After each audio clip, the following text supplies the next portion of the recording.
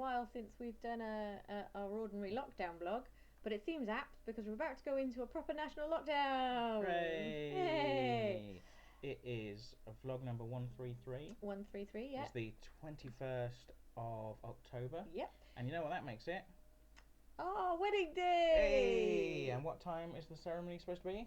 10 minutes from now. 10 minutes from now. Oh, balls, I've not shaved. No, I've got no makeup on. I've not had a shower even.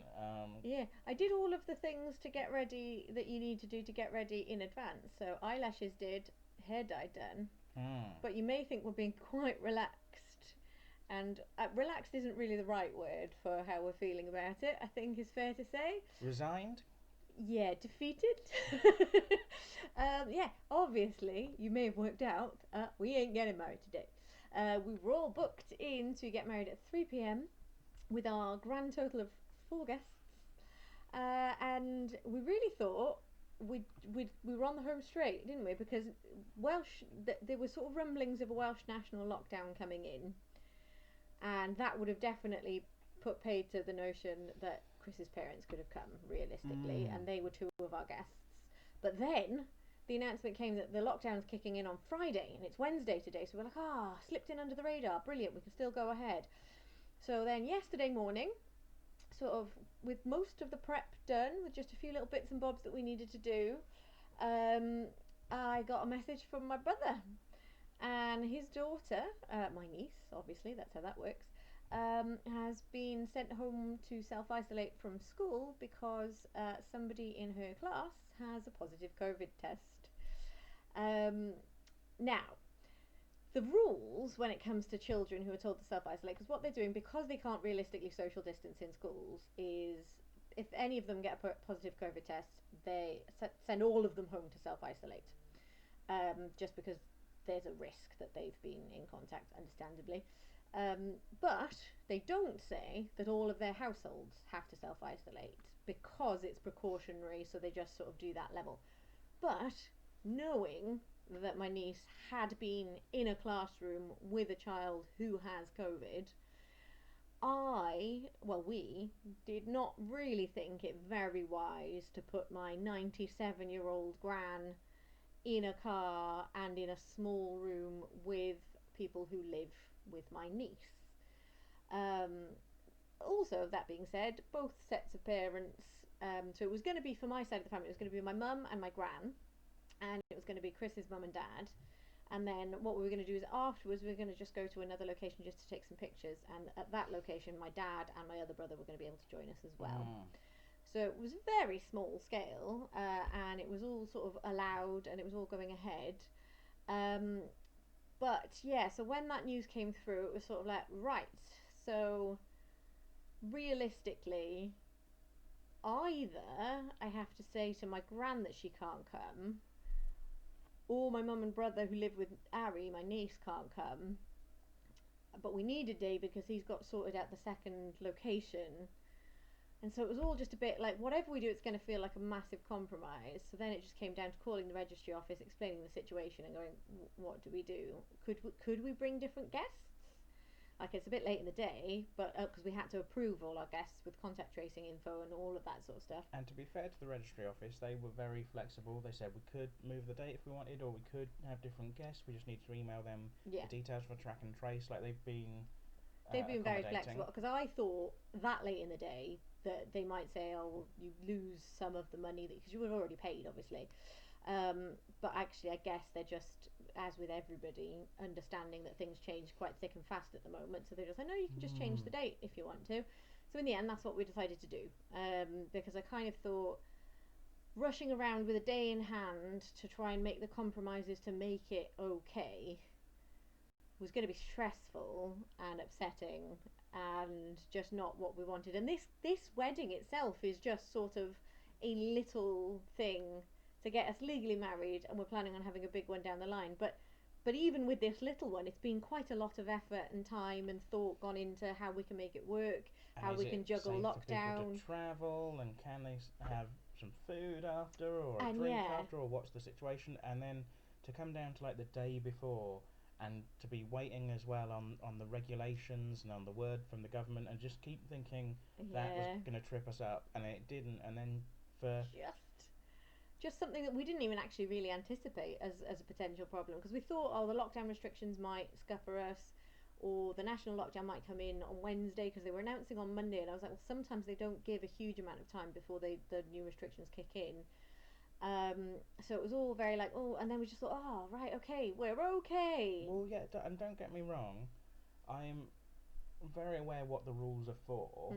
Like, I'm not one of these people going, I hope the rules don't change, the bloody rules that I disagree with. No. Like, I realise the rules are there for a reason, and it's because there's a global panic going on. Yeah. Global pandemic, sorry. But what? Both accurate. Yeah. But what I mean, despite the fact that I know there's a global pandemic going on, and I know that's what all the rules are about, it just didn't occur to me that I thought it'd be the restrictions or the rules that would scupper us. Not the actual pandemic. Someone might actually catch COVID, and actually, obviously, Harry hasn't caught COVID, and that's sort of frustrating as well. Not that I would want her to get ill.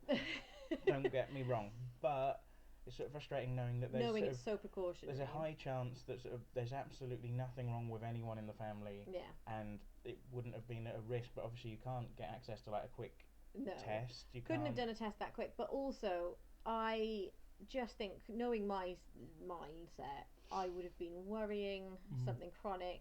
And if, God forbid, after our wedding somebody did get a positive COVID test, you won't actually be able to know where it came from necessarily, but I would be in bits. And it was just like, and getting it's my not family worth to it. come from England to travel to a different part of the country, where not that there's anywhere in the country that's like COVID free right now, but to travel to a thing and then go home and if they got ill, feel like was that the wedding? Was it? Yeah, it just wasn't worth it for us. So yesterday, I think it's fair to say I was pretty dejected. I had a little cry, sort of went to bed for a bit. But today, actually, I'm sort of quite resigned to it and feel okay about it. We've moved it to basically a month from now, so it's on the 18th. So 18th of November. And I think we've decided that if anything scuppers us that time, short of one of us having a positive COVID test, which would mean that we couldn't go anyway, if anyone can't come, we're just going to get married anyway. Yeah. Like, sod you had your chance. So guys, if you're on our guest list, be super careful. We tried to make the best of it. Like, we had a bit of a fuck it fish and chip dinner yesterday. And today we're gonna. That's how we celebrate. Today we're gonna have a bit of nice food anyway, and we're also going to still go to the hotel. Well, Chris, I don't think last time we blogged knew that I'd booked a hotel for the night after the wedding. For the wedding night. Basically, the main reason for that was I thought coming home, because we thought we're probably going to be like the wedding was at 3, because we had people coming in from outside of the Newport lockdown area. They were allowed to come to the wedding, but they weren't allowed to come to a reception. So we weren't having a reception really, but we were, because you weren't allowed to sort of stop and take photographs at the registry office. We were like, well, we need to just take photographs somewhere else. So we were doing a like little, photographs moment, but it wasn't like a meal or anything. But we weren't like going to be able to sort of carry that on into the evening. So we thought, well, we'll probably be done by sort of 5:30, 6ish, and just coming home after that would have felt a bit anticlimactic. So I booked a really fancy hotel, but obviously had to be within Newport because Newport's in local lockdown. So booked a really nice hotel. Well, that's still quite a far away trip for you, isn't it? In this year. Yeah. Oh, Killeen. Oh, that's back beyond. I haven't been to Killeen since last year. Where's the furthest you've been this year? Is it the Vet? Yeah, the Vet. The Vet for Poppet, the one in Langstone. How far away would you say that is? Well, you have to get on the motorway to go there. Oh, yeah. Oh no, canoeing. Oh, we did do a day Wye of Valley. canoeing, So we? Yeah, that's definitely in our the furthest household I've been. bubbles, we yes, I'd forgotten about that. It was a really nice day. Yeah. And sat one day out, and then other than that, just taking a cat to the vet. Work. And work. I've got this because I've got the contact tracing app for the NHS. It turns on your location services basically all the time in the background, which I don't normally have on because I only really use them if I need a map for something usually, but it's been on in the background. So I get these reports through where you can look at where you've been The number of days where I just haven't been anywhere. It's just doesn't move. It's just my house. Oh. And then the other days it's just work, home, home, home, work, home. Well, and then one day it was like, ooh, Kim's, and then work, home, and it's just like, yeah, that's like my my transport data is not helping anyone with anything. Well, I haven't really been much further. I've been to Cardiff for work. Yeah. That's about it. Yeah. I also went to the Wye Valley for the canoeing. And I'm trying to think if there's been anything else that I've done.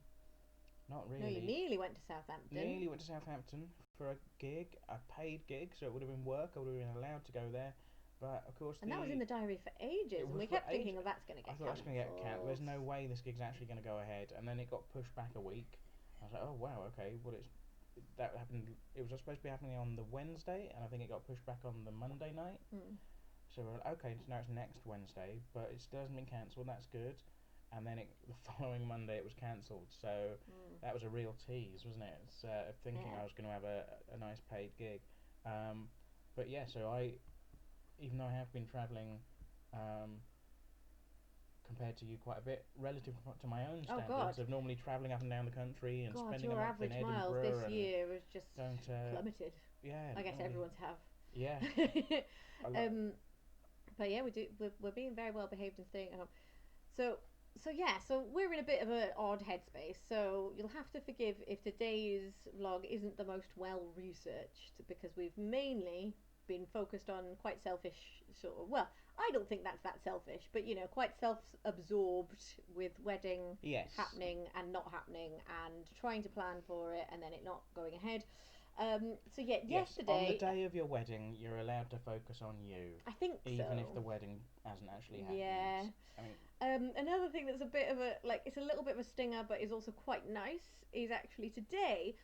I've got a lot of very organised people in my life, because I'm not one of these people that would be organised enough to sort this. But today in the post, several cards have come through congratulating us on our wedding day.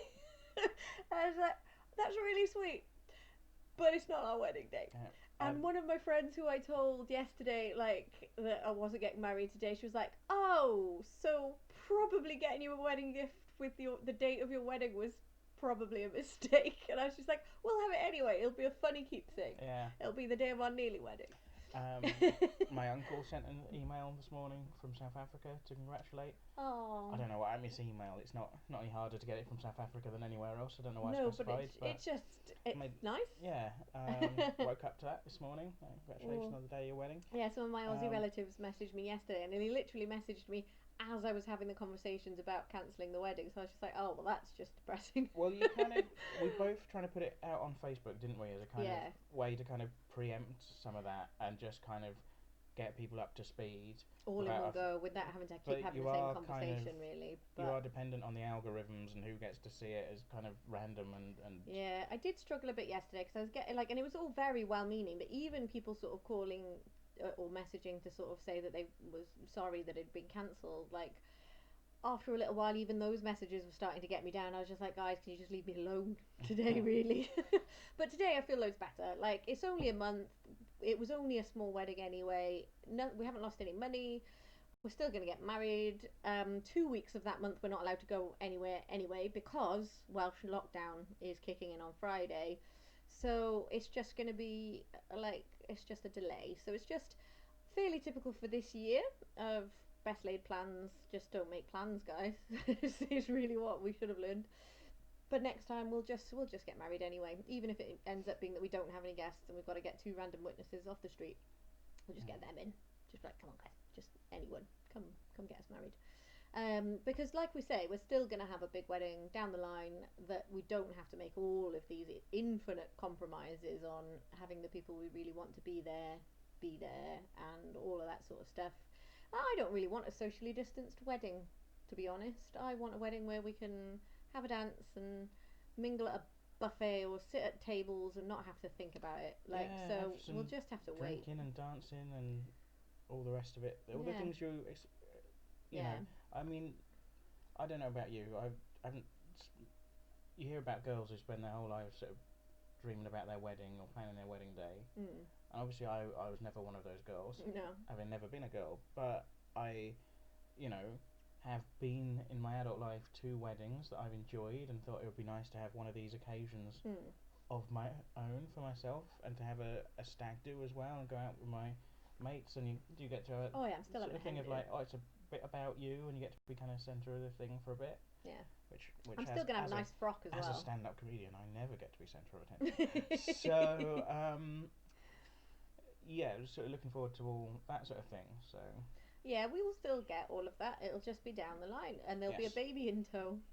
Although probably a toddler in tow, because actually I don't think we'll want to do it super soon, because I won't really want to be like at the wedding and my baby is being handed around and it's crying because it wants mum, because it doesn't understand that mum is busy. Mum's on the prosecco. Mum is getting smashed, Baba. Yeah, so it's, oh god, we were having a chat about that last night. It's been ages since I've had a drink, and that is weird. Because yeah, I won't have had a drink since August, and that is definitely the longest I've gone without a drink in my adult life. Yeah, there's a character. We were watching the personal history of David Copperfield. Yes, yeah. And there's a character really in good, that by the way. who drinks rather too much red wine, and I was saying, it reminds me of Ellie, this sort of sloshed alcoholic character. Cheeky fucker just went, oh, it's like you, and I said, that's harsh. I'm not an alcoholic. No, well, not since you've been pregnant. I wasn't an alcoholic. I wasn't drinking every day or anything like that. But I liked to drink when I had a drink. But also, you also did say, no, I wasn't drinking every day, cheeky bugger. But you said I was a bit worried you wouldn't still like me without the drink. I was a bit worried she'd finally sober up. No, if anything, it's brought out a really surprising thoughts that I keep having. I keep sort of thinking, oh, being drunk's actually really horrible. I'm like, where did that come from? Obviously, whatever level of actual sort of addictiveness that alcohol has is well past, and I'm like, oh, I don't really want to be drunk. A glass of wine at some point would be nice, but like one's enough. Like that's not me. No. That won't last. Normally an absolute drunken mess, aren't you, at the end of an evening? Alright, you're going a bit hard with this today now. It's not really. It's supposed to be my wedding day. It's not really, I know. It'd be nice to me. It's supposed to be my wedding day. Oh. So I actually, so I was going to say, we are actually still going to the hotel tonight, and we're going to go out for a meal beforehand. We were just going to cancel it all. We're not legally married though, so we are going to ask for sort of twin beds, if they can kind of, or maybe even separate rooms, just to. Well, I'm having the big nice one that I paid for. Preserve the mystery until we're married. They know I'm pregnant, Babs. What? Yeah, nobody believes that bullshit. We've lived together for like a year. It's fine, guys. But yes, so we are still actually going to the hotel. I wasn't expecting you to kind of dig into that quite. So let's explore the truth behind this ridiculous riff that he's doing. Like, let's expose these lies. Saying it while I'm actually pregnant is just bonkers. Well, yeah, but it was. Hang on, guys. I wouldn't want you to get the wrong idea. We have done it. Is that what you're trying to make clear? Basically, to the viewers, yeah. Well, it's not immaculate conception, is it? Yeah, just showing off. Yeah. You've pulled me. Well done. Okay. I've lost my thread entirely there. All right, so yes, so we're still having a nice night in a hotel, and we're still going to go out for a nice meal, which I think takes the edge off, because I think had it just been a day of just, well, this is just a day. Well, in the end, because we couldn't. A day of normal. We couldn't normally good English, afford to go and stay in fancy hotels on the reg, but someone has stepped in and offered to. Yes. I called the hotel, and actually calling them to cancel, I could have had fun with it had I been in a slightly less emotional headspace, because, like, I guess this must happen to hotel receptionists, but every now and again, like, if you've got, like, a bridal suite and stuff, every now and again it must get cancelled, and it must be like, ooh. So I called them, and I was like, hi, guys, so I was booked in for you to see you guys tomorrow. I was supposed to be getting married, and I was like, oh, I could have milked that and just be like, and the bastards run off with my sister. Yeah, I did think at the other end of the call they must have been going, oh god. like, oh, it wouldn't be, oh God, it'd be, whoa, this is going to be good. Oh, well, we have very different attitudes to other people's problems. If you work in hospitality, you've got to take your gossip where you can get it. I'm sure hotels are probably rife with fun stuff. But yeah, like, so I could have had more fun with that, but actually it was just like, so I then explained that we've had sort of to cancel / postpone. We didn't know when we were postponing for at the time. But then my mum, love her, like sort of rang me just shortly afterwards and just sort of went, oh, have you called the hotel yet? And I was like, yeah, I've just cancelled them. She was like, oh no, call them back. You should still go. Like, you should. And I was like, well, I was like, can't really afford to be doing that just for the funds. And she was like, no, I'll pay for you to have a night in a hotel. Like, you deserve something to look forward to. And so that's happening. So that's lovely. And we're some nice food. And my parents have offered to buy us like a nice takeaway sometime when we fancy it, because they said, well, we can't visit and we can't take you out for a meal, so we'll just pay for you to have a meal. So everyone's been lovely, and the amount of cards we've had, like, everyone's been so generous and nice, because I didn't really expect people to make a fuss about this wedding, because it's been such sort of like under the radar little one, so it's very sweet. But it does kind of mean we do get, we're having some nice food and a nice hotel evening out, and then we still are going to do that then. Yes. For the wedding, so we kind of get 2 nice days out of it in a way, because this is still a nice day, and we get that. We've tried out the hotel now. Today, if we don't like the hotel, we can book a different one. Whereas if today, who knows, by then we might even be able to go outside of Newport. Oh, crikey. Could go all the way to Cardiff. Dare to dream. But, I mean, like, if we'd just been married today, we wouldn't have then had another hotel evening or a nice meal down the line. So it's kind of fingers crossed, by the next one, it might be that we have different local restrictions, which might mean that we can have a reception, which means that Chris's parents will be able to sort of stay into the evening, which that was what the one big sort of thing that was sort of sticking in our craw, really, that we were sort of like, oh, well, like, everybody can meet, but we can't really mingle, and then they're going to have to head off. Sorry, I knocked the table. They don't really get to know each other, because our parents hadn't met before. I don't know if we mentioned that. And so yeah, ideally, this might turn out for the best. I think, like, if nothing else, it's a tale to tell, isn't it? Yeah, like, but yeah, just getting to the day before. I guess it would have been worse if it had been this morning that we got the news, because then it would have we wouldn't have had time to sort out additional guests, but then it would have sort of also been like, well, do we just cancel? Because cancelling on the day, like when you're up and ironed all our stuff, because we had actually basically, like, I had the hairdresser booked today to come and sort out this. Now all our stuff is smooth for nothing. Yeah, just have to not touch your clothes for a month. Which, to be fair, that's probably going to happen anyway. They'll just stay on the back of that door until we get married, won't they? I'm not gonna wear that shirt for any other reason in the interim. No. So, but my point is, it's going to stay on the back of that door the entire time, isn't it? I took the trousers upstairs. I would take that as a good sign. Well done. I think things are going to happen. Things are going to happen with those trousers, are they? And the shirt. That's what I'm saying. We'll see. But yeah, so it's all just, we've all just pressed pause, but that's sort of quite in keeping with this year. Yeah. So speaking of pressing pause, we should talk about the national lockdown and the big press pause that's going on. Because this being our lockdown blog, not our baby blog.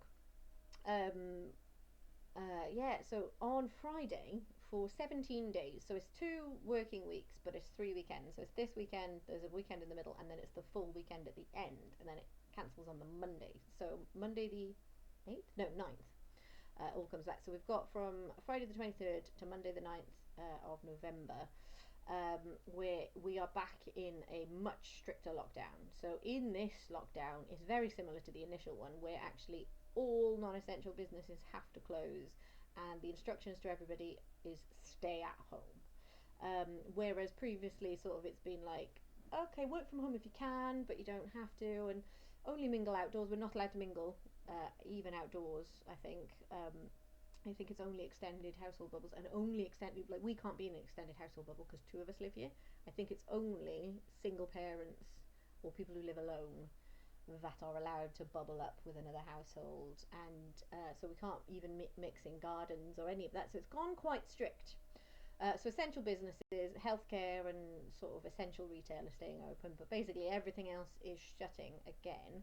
The idea being it's going to sort of buy a bit of time to get the infection rate down. As you might imagine, and as everybody predicted, second wave is in full swing now, which they thought would happen once autumn hits, and it has.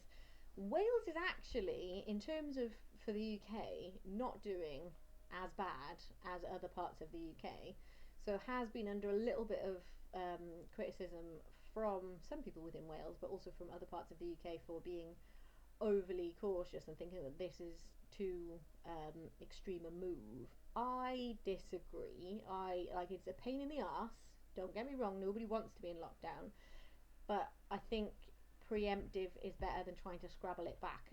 The scenes we're seeing coming out of the north of England are pretty grim, and I think like there are sort of like hospitals are pretty much at capacity, and the cases are rising, which means the hospitalizations are going to be rising further a few weeks in, and we don't want to get to the stage where it's going to overwhelm things, and I think we're not far off it looking like that in the north of England. I think, and I don't want to, like, this is me thinking out loud, this isn't like a considered theory that I've worked on or kind of, but it feels like, in a way, even though we're all very aware of it and we're aware of the restrictions and we're talking about it all the time, the actual sort of coronavirus isn't very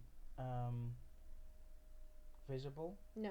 In that you don't see a lot of sort of celebrities sort of with it necessarily or talking about it. I know, Trump and Johnson have both apparently had it now, but you don't. It's not something that you see people out and about with symptoms or like. And we don't. Well, luckily we don't know anybody close to us that's sort of been ill with it particularly. We know of a few people on our peripheries, but it's largely sort of stayed off our radar actually. Which is great, but I think it's hard for people when they're getting all these restrictions on their lives and they're not first-hand seeing the impact of the illness, but they are very much seeing the impact of the restrictions. Yeah. And certainly we have a lot of sympathy for people who are being hit hard by the restrictions. There are, sacrifices we've had to make and sort of money and opportunities that we've missed out on this year as well. So we get that absolutely, and that's the impact that everyone's. And the frustrating thing is that now a lot of the support that even was. Some people haven't had enough support this whole time, but even the support that was there in terms of furlough and stuff like that is now ending. Back. And the government didn't get... Which is bonkers because, like, it's fair enough to wind back restrictions while things are reopening, but while things are closing back up and business is slow, you've got to put the support back into place. But they've kind of they've washed their hands of quite huge chunks of the industries. Well, when they're kind of not sort of putting out more furlough money for people, and also they're sort of declaring some industries and things unviable, and it's like the reason that they're unviable, the reason we can't have... And this is just for example, I realise it affects other industries as well, but these are just the examples that I am most familiar with. The reason that we can't have live performances, live comedy and live music, and we can't do things safely and keep things going to a great extent is because we haven't got the track and trace in place that we were supposed to have. And you look at New Zealand and you go, well, in New Zealand is live entertainment unviable? In New Zealand, are these careers unviable? Are people having to retrain? It's not like we're never going to have live performances again. And same with like the escape rooms. It's not like people aren't going to be able to come to escape rooms again. It's not like pubs and restaurants and everything. It's not like those are all just done now. But if they let all these businesses and all of these industries fold, it's going to take far longer to relaunch the economy and get new businesses started than if they just look after people a little bit better now.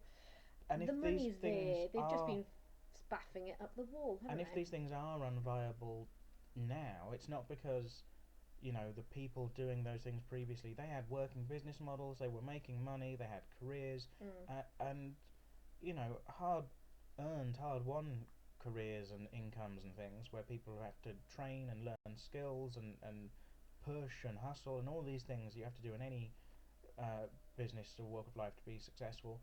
And they've done all those things and now being told to retrain, and it's not through any fault of their own, it's because their industry has gone away because the government didn't do their bit and because they gave the track and trace contracts to some buddies of theirs rather than kind of putting it out to tender to the best option. Well, interestingly, that's something that we can compare quite well Wales to England on, is that England have the private Serco test and trace, whereas Wales has basically put the power to do all of the test, trace, and protect to local authorities. And in Wales, we have a success rate of managing to contact 96% of contacts of people who've had a positive COVID test.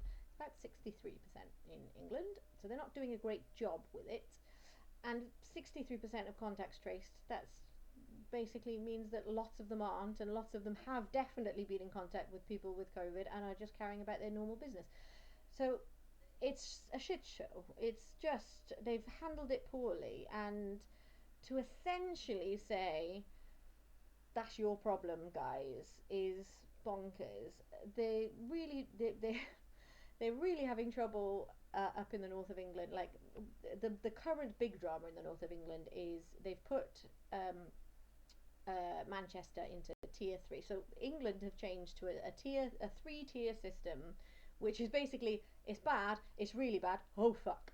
Like there's no calm tier that everything's fine. It's sort of a traffic light system, but even the green is, oh, be careful. So it's a bit of bullshit. But yeah, basically you're either in tier 1, 2 or 3. In tier 1 it's the most relaxed, and in tier 3 it's the most strict, and they're actually closing certain sectors and things down. So they wanted to put Manchester into tier 3, but they didn't want to give them any additional financial support, and so they've been in negotiations with Andy Burnham, who's the mayor of Manchester, and they've met a bit of a deadlock. Basically it's absolute travesty, but they were negotiating on how much money to give them, and it's gone back and forth, but it was working out to, like, at one point they were talking about £8 per person. It's like, that's gonna do fuck all. And I think now it's about £22 per person. It has fluctuated, but essentially they're not giving them the support. However, in other areas, southern Tory areas, they've released packages to local authorities that have been much more lucrative. It's so brazen and so corrupt. And I have to say, I really, really feel for people up in the north who, like, sorry, I keep touching the table. They're just being treated with absolute contempt. The whole of the UK is being treated with contempt. But what you hope is obviously... Just remember this, guys. Obviously, remember this. We hope that people remember this come election time. I can't imagine... I mean, it's going to have such a dramatic impact on so many people's lives and handled so badly. It would be baffling to me if this isn't sort of a reckoning for the Tories come election time. But what... Well, there was a thing that I saw that gave me a real bit of hope, but it's been since deleted because somebody's realised it's terrible PR. But Young Conservatives Manchester posted on their Facebook page, Boris has abandoned us, it's time for him to go. Well, and if the Tories are saying that, it's hopefully, because there was a big swing in the last election where lots of previously red safe seats, largely in the north, turned blue and turned to the Tories, and this is the thanks that they're getting. So hopefully they go, right, fuck that, we did it in the 80s, fucked us over, we did it again in 2020, it fucked us over, never vote Tory again. I mean, you really hope that happens, and that going forward we have, governments that aren't Tories. But what kind of, just annoys me is that Boris Johnson, the rumour has it that he's been kind of complaining about the scene, behind the scenes, that he doesn't make enough money to live on as Prime Minister. And bearing in mind he's on well over $100,000 a year as Prime Minister, but he's complaining that is not enough money. And he was making more money before he was Prime Minister as a magazine editor and columnist and all these things, and there's even rumours that he might quit in the spring. Yes, I've heard. So he can go and similar. Which either way, I'm not against him quitting, don't get me wrong, but the idea that is the reason, and also fucking sociopath. He just doesn't care about people. But also, what really kind of sticks in my craw is that kind of, yes, hopefully, the Tories will take a bath at a future election, but Boris Johnson, despite being, I think almost certainly at this point, the worst Prime Minister we've ever had in this country, is going to be fine. Oh, yeah. Whatever, he's going to get a book deal, he can probably go back to editing magazines, get some cushy consultancy gigs. You know, after dinner speaking, the money's going to just roll in for him forever, and he's going to be financially secure and. Well, he's never had to care about people, has he? Because he's always been fine. Absolutely fine. And nothing like this is the thing I find baffling about Boris Johnson. Shit will not stick to this man. Like any one of the things that he has definitely done. This is none of this allegedly. There's no slander or libel here. He has lied. He has cheated on his wives. He has had the police called out to a domestic incident with his current partner where she was heard saying, "Get off me," and there were raised voices and crashes and bangs. That's all fact. Any one of those things, if that was somebody else, and even somebody else in the Tory party wouldn't survive that. He has also what the fuck is he like? Who? What? He has also attempted to illegally suspend a government. Yep. He said he's going to break the law. Illegally suspend Parliament to try and push through. He has said he's going to break the law in terms of getting through his no-deal Brexit. Like he's tried to push through for a bill for that. He's flouting the law. He's an absolute narcissistic sociopath. But the thing is, I don't get because people just go, "Oh, but it's Boris. He's bumbling Boris. He's harmless." I'm like, I wouldn't trust that man to care for you know, with Woody Allen, people what are those stupid little things that you like put in water and then they suddenly become pets, but they're just like little shrimpy things. You know the things? Oh, you mean like sea monkeys? Sea monkeys. I would not trust him to care for some sea monkeys, let alone a country. Oh, somebody's phone's ringing. I'll just turn that off. Actually, I might have to pause it. I'll see who it is. It's Manchester's calling. Maybe I'll find out what Manchester wants. Saying thank you for your support. Pausing a second. So that was Manchester calling. It's civil war. No, it's not. No, it was a sales call. Sales call. So from Manchester, and we're sick of those sales calls. So now, actually, fuck Manchester. We've changed our minds. Oh, I get so many of those calls, but they're not always from Manchester. No, we like Manchester really because they gave us the Stone Roses. I've got friends in Manchester. They I've gave been us messaging them the today. Smiths, most of whom were fine. And one of them is a racist now, but let's not hold Manchester accountable for that. No, we can't blame Manchester for Morrissey. And Johnny Marr is still a legend. So yeah, what were we talking about before Manchester rang? So we were talking about how awful Boris Johnson is, but I mean that's retreading old ground. We can probably move on. What else did we have to talk about? Oh, well, we've been doing another creative project this past week. Yes, so I'll put the link to it actually.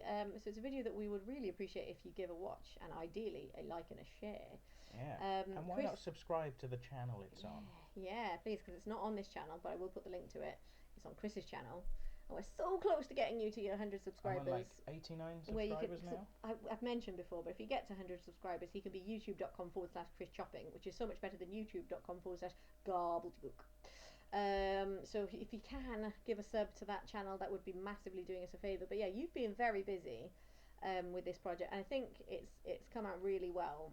I think it's fair to say was roped in to singing for Press you. ganged. Yeah. I wasn't entirely keen to do so. I did used to sing, and I used to perform, and I used to be better at it than I am now. And so I was a little reluctant to do so, but you needed someone to sing a song, and I don't think I'm being unkind. I will quote you in saying that I can sing better than you can. So if it had been you singing, it would have been a very different project. But I did find, I'm going to blame pregnancy hormones a little bit, but I found even recording it very emotional because I wasn't very good.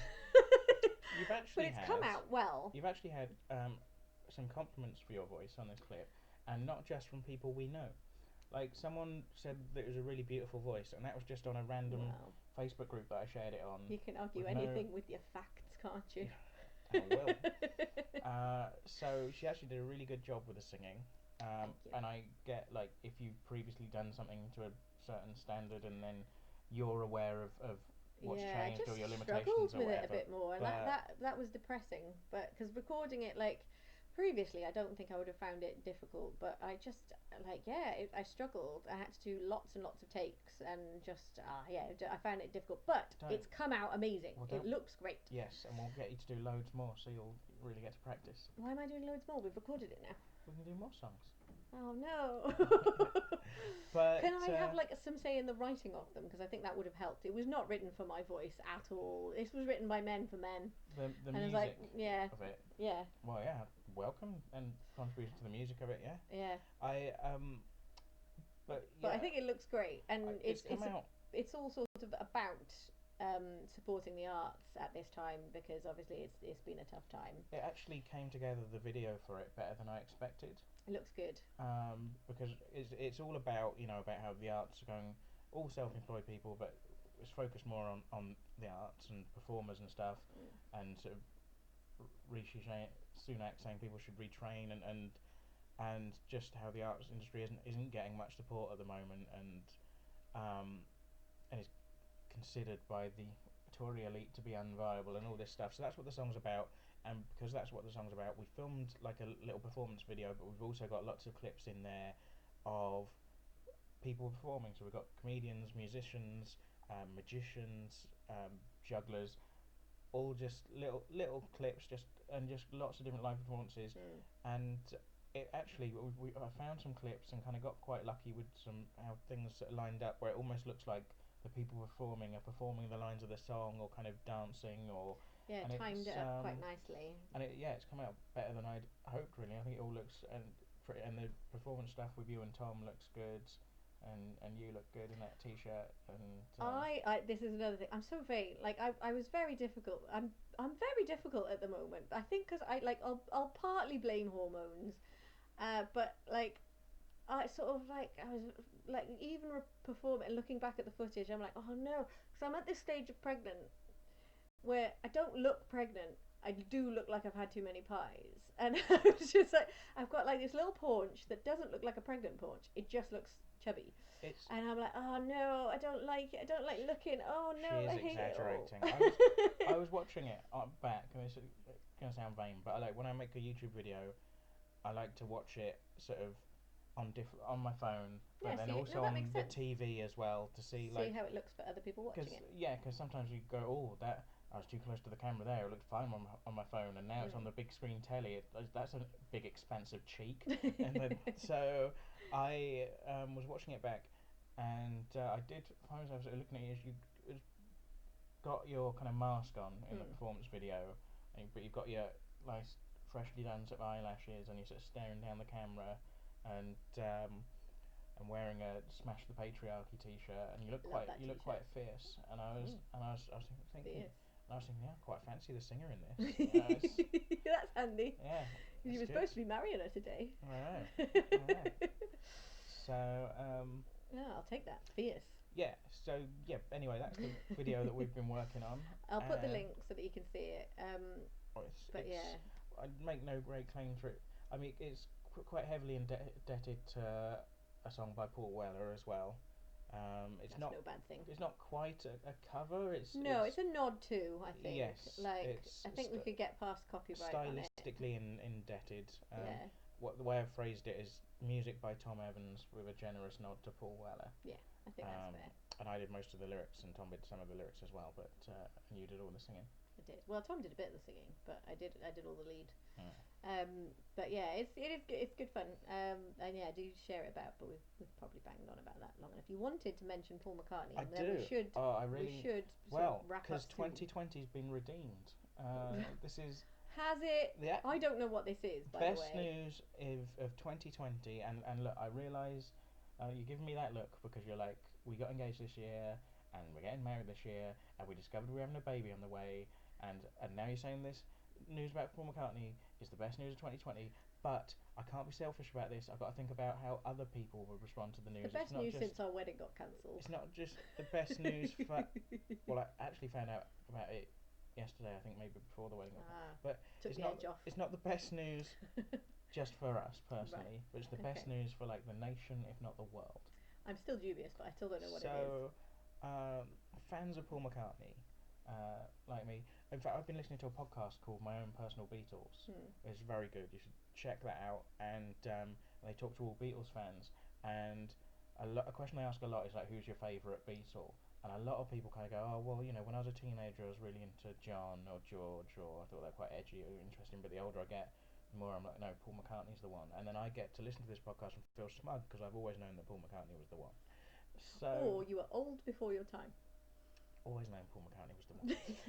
And in 1970, Paul McCartney released his first solo album, and he, other than some like backing vocals, I think from Linda, he played and sang everything on the record, like all the instruments. He recorded it, produced it himself. Cool. Like everything on there is Paul McCartney, or every sound on the record. And he did that in 1970 as the Beatles were kind of splitting up.